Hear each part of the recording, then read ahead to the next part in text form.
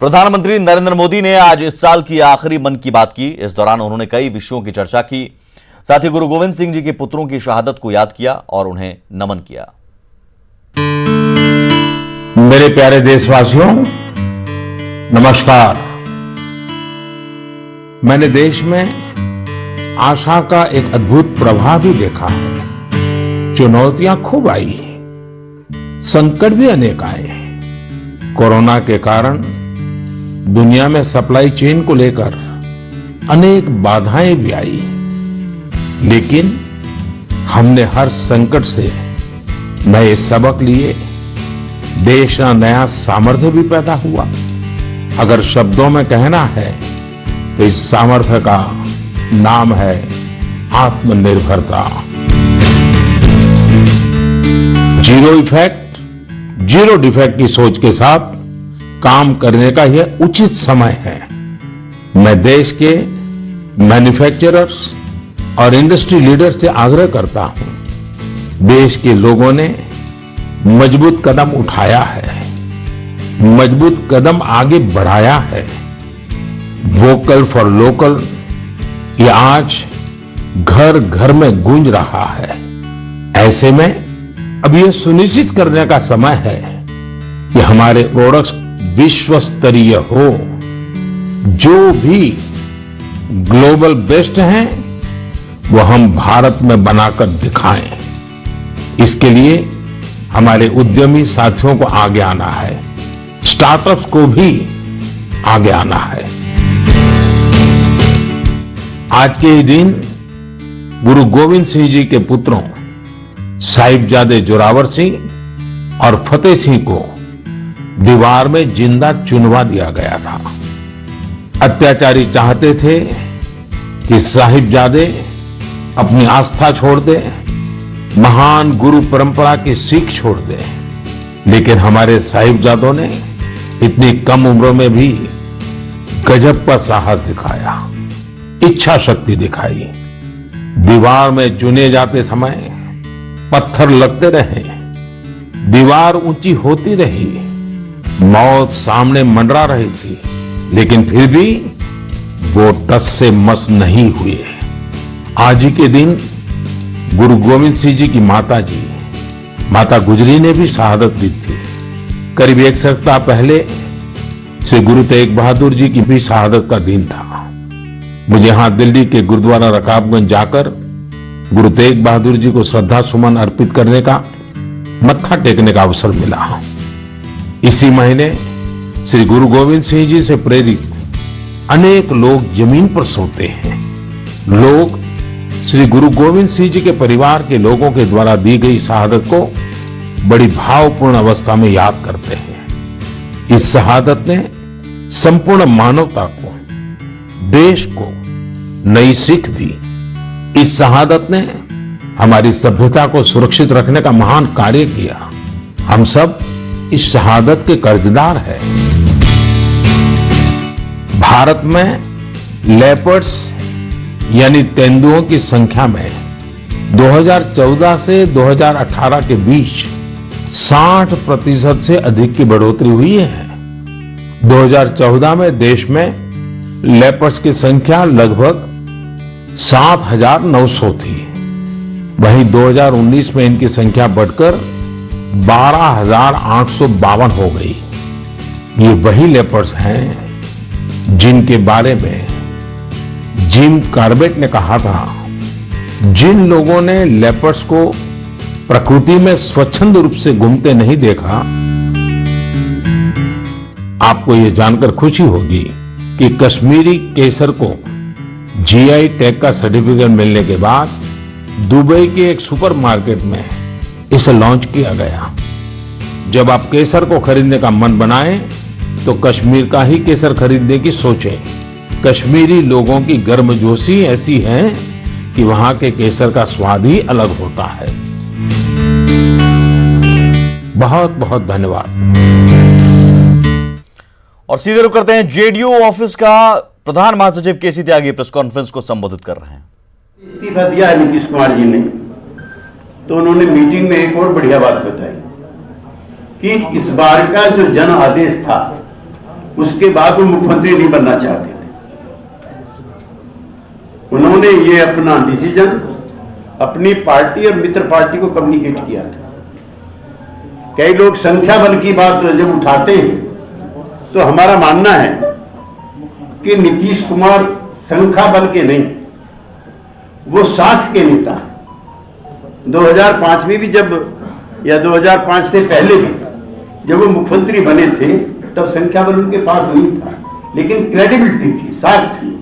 इसलिए नीतीश कुमार के नेतृत्व को, उनके आभा मंडल को संख्या के आधार पर नहीं देखना चाहिए।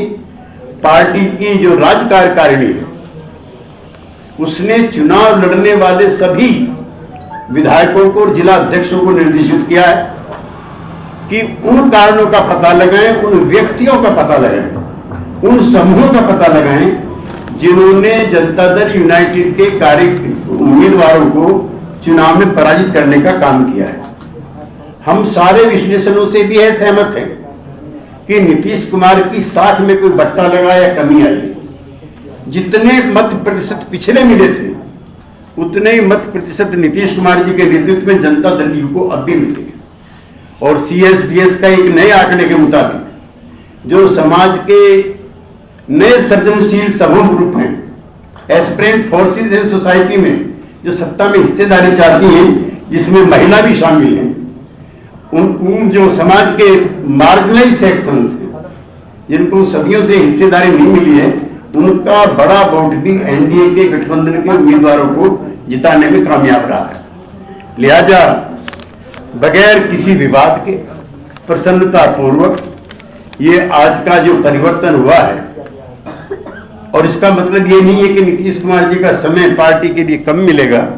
उन्होंने घोषणा की है कि वो अन्य राज्यों में भी पार्टी के लिए काम करेंगे और जो आने वाले चुनाव है संभावित राज्यों में जनता दल यूनाइटेड उन सभी में हिस्सेदारी लेगा।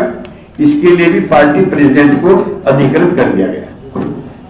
त्यागी जी, अब तो कल दर्ज नहीं हुआ तो आपका पार्टी का क्या स्टैंड है? जी, आप हिमाचल प्रदेश को लेकर धर्म नहीं निभाया गया तो आपका पार्टी का क्या स्टैंड रहेगा? यहाँ की पार्टी का कि वहाँ की पार्टी? यही का पार्टी नहीं। यहाँ बिहार में गठबंधन को लेकर के कोई विवाद नहीं है। चारों दलों के बीच में सामंजस्य है, कार्यक्रम तय है, उसके आधार पर चल रहे हैं।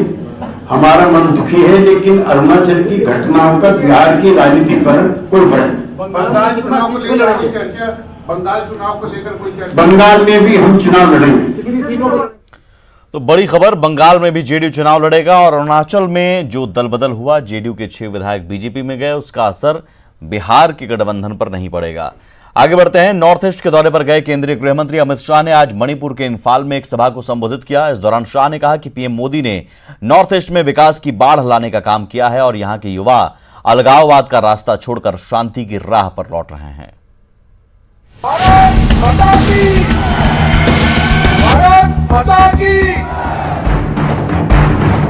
जब तक पूरी भारत का विकास नहीं होगा, भारत का विकास संभव नहीं है। और मुझे कहते हुए गर्व हो रहा है कि 6.5 साल के अंदर नॉर्थ ईस्ट के अंदर विकास की एक रेल लाने का, पहले पानी की बाढ़ आती थी, अब यहाँ पर विकास की बाढ़ लाने का काम हमारे प्रिय प्रधानमंत्री नरेंद्र मोदी। नॉर्थ ईस्ट तो अलगाववाद के लिए जाना जाता था, अलग अलग हथियारी ग्रुप की हिंसाओं के लिए जाना जाता था। आप पीछे मुड़ कर 6 साल देखते, एक के बाद एक के बाद एक के बाद एक सारे हथियारी ग्रुपों ने अपने हथियार डाले। हिंसा कम हुई, लगभग नहीवत हुई। और जो कुछ बचे पूछे हैं वो भी मुझे भरोसा है मोदी जी के नेतृत्व में विश्वास रखकर मेन स्ट्रीम में करूंगा। इनर लाइन परमिट की मांग करते करते करते करते मणिपुर वाले भूल गए तो होना ही। मेरे पास कई आवेदन पत्र है जिसने मांगी नहीं थी। अचानक 11 दिसंबर 2019 को मोदी जी ने तय किया कि इनर लाइन परमिट मणिपुर को न देना मणिपुर के मूल निवासियों के साथ अन्याय है और मांगे बगैर इनर लाइन परमिट देने का काम इस देश के प्रधानमंत्री। उन्होंने सिर्फ भूमि पूजन करे, उद्घाटन कभी नहीं करे। वो सारे भूमि पूजन को उद्घाटन में बदलने का काम देश के प्रधानमंत्री नरेंद्र मोदी जी ने किया है। भारत माता की, भारत माता की। रक्षा क्षेत्र में भारत के हाथ और मजबूत हो गए हैं। डीआरडीओ की बनाई अभेद्य मारक क्षमता वाली कार्बाइन ने सभी परीक्षणों को पूरा कर लिया है और अब यह भारतीय सेना में शामिल होने के लिए तैयार है।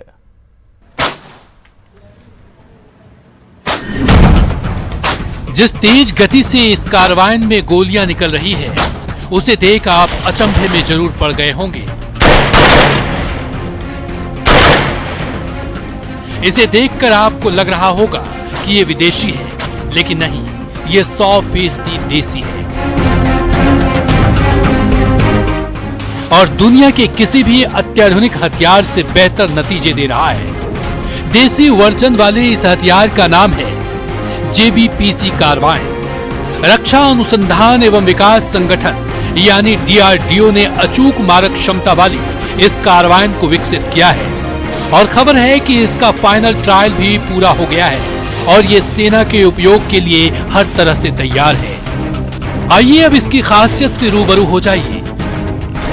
100 मीटर तक अचूक निशाना लगा सकती है और 1 मिनट में 700 राउंड फायरिंग की क्षमता से लैस है।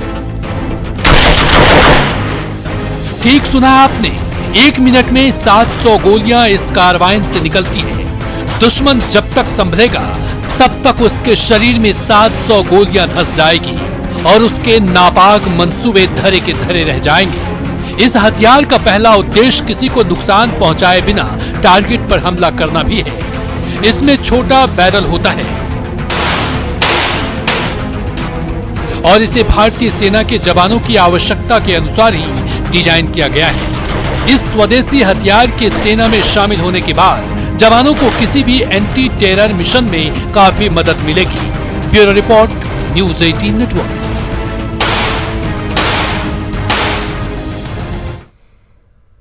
और इसी के साथ इस बुलेटिन में इतना ही, लेकिन आगे भी खबरों का सिलसिला लगातार जारी है। नमस्कार।